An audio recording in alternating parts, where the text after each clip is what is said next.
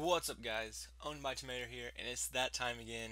New Call of Duty happens every year where people rush to put out content, get gameplays, get sick clips, be the first to do whatever on this new game. And when I first got this, I fully intended to put out a video last night, well, early in the morning yesterday or today. But I got it and I played it straight through from midnight to something ridiculous like, I don't know, 3 this afternoon. And I got quite a few gameplays, and I fully intended to record commentary for 2 or 3 of them before I went to sleep. Well, as I was recording, I started getting tired. I was just laying down, letting it record, and I completely passed out while it was recording.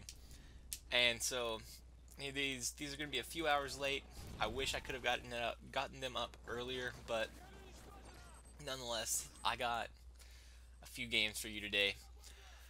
This game is a new game type to Call of Duty.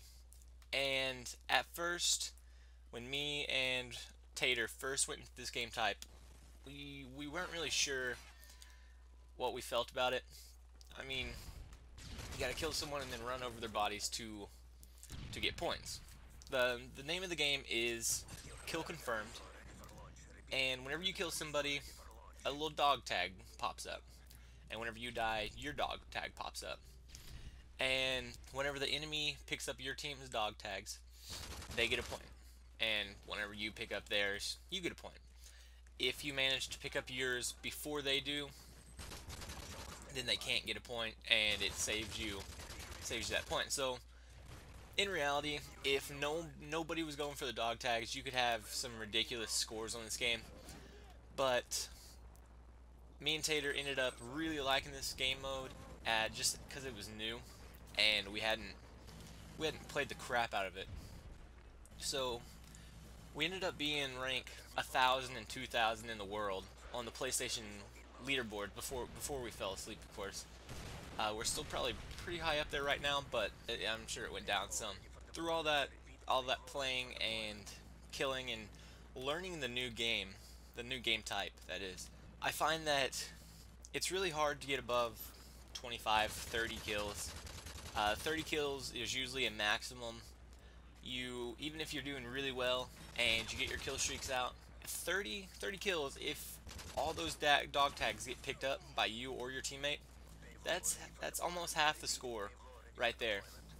So you have to be doing either really well, or your team either isn't picking up the dog tags, or you're not picking up the dog tags to get a really high kills game. And this game, as soon as I ran in, I don't know. I was in all the right places and flanking them everywhere that they weren't ready for me, and I did really well.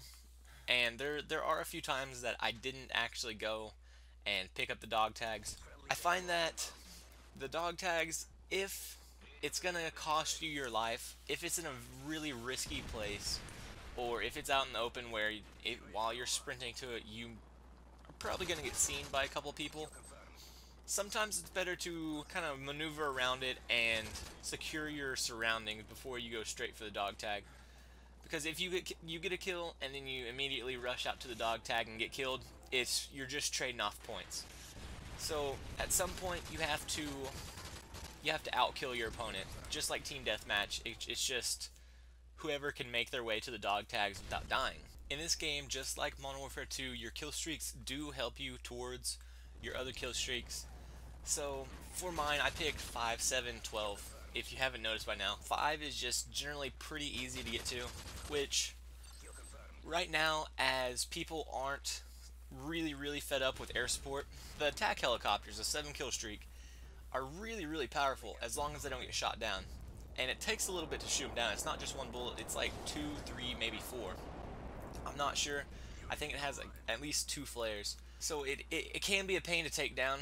If you don't take it down, it can be devastating for your team. It just completely does work. If you call it in at 7 and you manage to not die during your helicopter's life, you're almost guaranteed that 12 kill streak for Pavelow, the AC-130, or maybe even 15 for Juggernaut. I didn't mention this earlier, the score goes to 65. It's the first to pick up 65 dog tags. So it usually equates out to 80-90 kills, depending on how good the other team is at defending their dog tags once they're dropped, or how dedicated your team is to grabbing the dog tags once they're dropped. This game type can be a little bit more strategic than regular team deathmatch, just due to the fact that if you get a sniper on your team that's sitting in the back, just picking people off here and there at pretty far range, which, I mean, face it, it's a sniper, you should be allowed to do that. You can't complain about snipers camping. It's a disadvantage. That's all there is to it. No matter if you can quickscope or not, which is not that hard on this game. It reminds me a lot of Modern Warfare 2. It's not too difficult to quickscope successfully on this game, but nonetheless, it is at a disadvantage because all the other guns are really powerful as well. So if you get one of those on your team, or a guy sitting in the back just picking people off with an assault rifle, you're essentially have a teammate that's not doing anything for you. If they're not up close and in the action, or killing people where you guys are up close and in the action, you're not getting any points for all the kills he's putting out, and he's completely not helping your team. So you have to either be helping your teammates from afar, or be up close and in the action where you can grab the dog tags. It makes for an extra up-paced version to this already really up-paced game. I hope you guys enjoyed this video. Remember to comment, rate, and subscribe. This is ownedbytamater. Later.